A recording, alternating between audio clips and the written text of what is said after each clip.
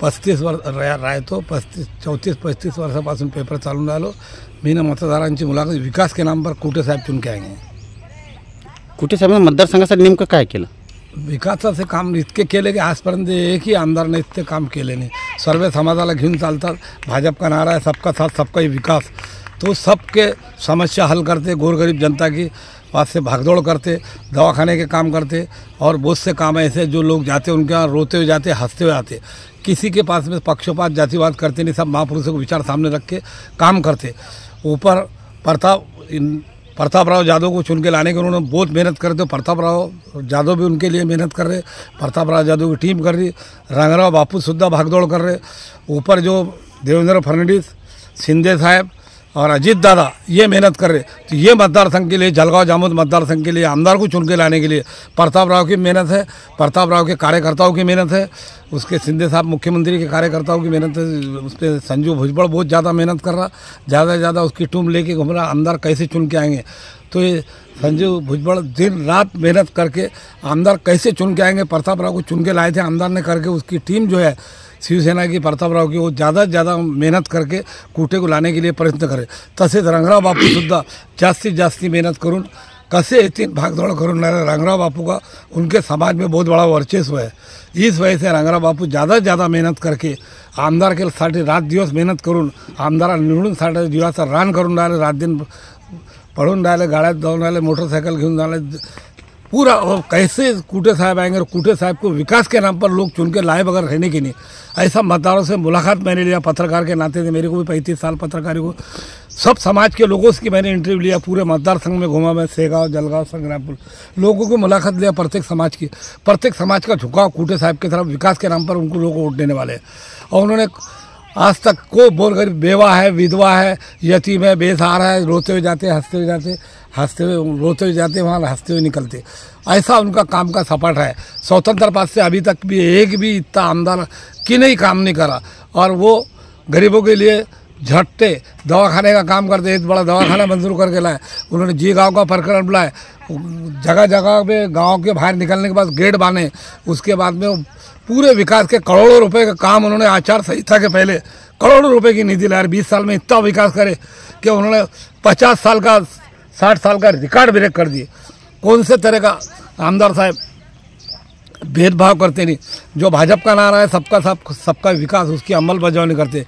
और कुटे साहब ने जो सामान वाटप करे इसका साहित्य, इसका क्या बोलते कामगार का, उसमें सभी समाज के लोग थे. मुस्लिम भी थे, बौद्ध भी थे, हिंदू लाभी भी थे. सब समाज को उन्होंने वो दिए.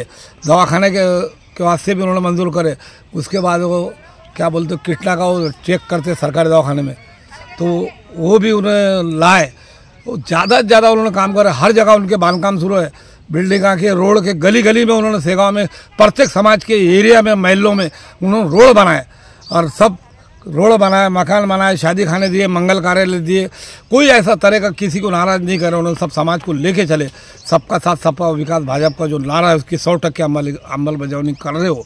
दूसरी बात कि वो कभी भी टाइम काटते, किसी के वास्ते टाइम काटते. कोई भी आया तो उसको हिम्मत देते, उसको ये देते, दिलासा देते. बाया लोग नारी जाति का सम्मान करते. करप्शन करते नहीं.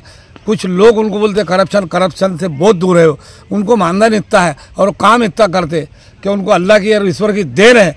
तो वो निश्चित विकास के नाम पर चुन के आने वाले हैं. ऐसा मतदारों का कयास है, मेरा नहीं है. लोगों से मैंने मुलाकात लिया और मेरा भी खुद का मैंने पूछ परछ किया तो लोग बोलते उनका झुकाव आमदार साहब की तरफ है. और आमदार जो है तो वो वीसे उमरकर, क्यार पाटिल और भवराव टापरे की विचारसरणी सामने रखते. उन्होंने भी ऐसे ही काम करे, उनसे भी हट के वो काम कर रहे. दूसरी बात, किसी का ऑपरेशन है, किसका बीमार है, कोई दवाखाने का काम है, उसको ज़्यादा से ज़्यादा हिम्मत मदद करते. सरकार से उनको पैसा दिला के गवर्नमेंट से उनका इलाज करते.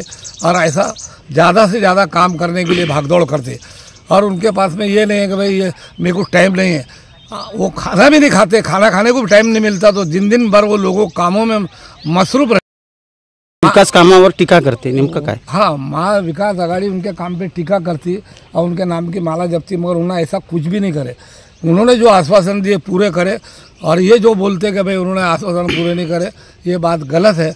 दूसरी बात के 4 बार वो आमदार बने. यहाँ 4 बार कांग्रेस गिर गई. 2 बार दूसरे नंबर पर थी कांग्रेस और 2 बार तीसरे नंबर पे थी। और उसमें क्या है कि उनकी फूट इतनी है कि एक में को गिराने का काम करे उन्होंने। तो आघाड़ी के कुछ नेताओं ने उनको गिराए और आघाड़ी के कुछ नेताओं को उन्होंने गिराए। ऐसा दोनों नेताओं ने गिराए, यानी पाटिल समाज का नेता और माली समाज का नेता, इनके आपस में अनबन होने से उनकी हमेशा हार होती है। और दूसरी बात कि वो 4 बार हारने से लोग ये बोलते कि भाई 4 बार हार गए, क्या इनको वोट दे के पैसा, हमेशा हारते।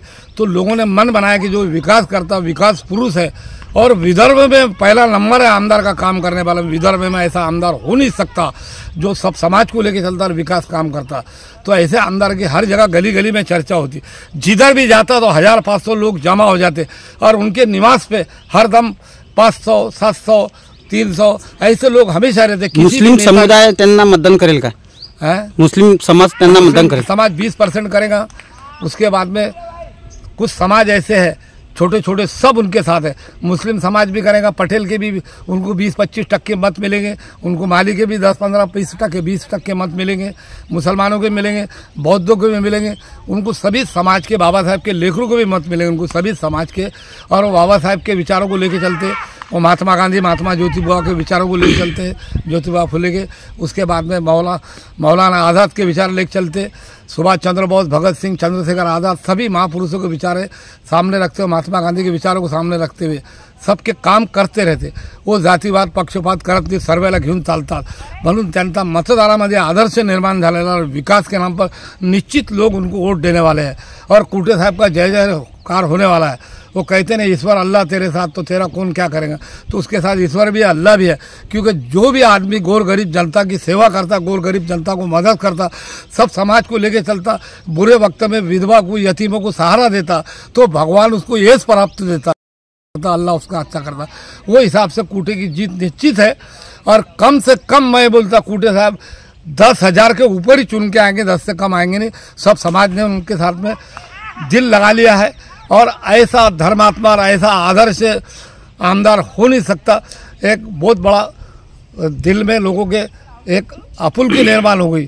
दूसरी बात क्या है कि विदर्भ में भी इतना किन्हें काम करा नहीं, महाराष्ट्र लेवल पे उनकी पार्टी में भी इतनी पकड़ है, बहुत आमदार हुए, मगर उनकी केंद्रीय तक पकड़, केंद्र सरकार तक पकड़, राज्य सरकार तक पकड़, और बड़े बड़े नेता केंद्र सरकार के उनको मानते, उनके विकास के नाम पर, उनके काम के नाम पर, वो पार्टी के दो धोरण पे चलते, सब पार्टी को, नेताओं को विश्वास में लेते। इस वजह से उनको सब चाहते। दूसरी बात क्या है कि कूटे साहब का विजय विकास के नाम पे हो रहा, कोई बात के नाम पे हो रहा नहीं। विकास उन्होंने इतना करे कि लोगों ने मन बना लिया उनको वोट देने का, किन्हें कितना भी करा। और आघाड़ी के मतभेद इतने हैं, क्या कांग्रेस का उम्मीदवार हो कि राष्ट्रवादी का, वो एक में को गिराए, पीछे राष्ट्रवादी के उम्मीदवार को गिराए, फिर बाद में कांग्रेस के उम्मीदवार को गिराए। उनकी आपस की फूट में वो चुन के आना निश्चित दिखता नहीं। और कांग्रेस 4 बार गिरने से मतदारों की नाराज़गी होगी कि भाई हमेशा ही गिर रहे। और ये हमेशा आ रहा काम करने से आमदार साहब कूटे साहब, हमारे माजी मंत्री विद्यमान आमदार साहब कूटे, ये सबके काम करते और सभी को लेके चलते। इस हिसाब से उनका विकास के नाम पर विजय निश्चित है। ये ठाम मत है, मैं नहीं बोल रहा है, मतदार बोल रहे, और उनका विजय होगा। सब समाज उनके साथ है, सबका साथ, सबका विकास कर रहे हो।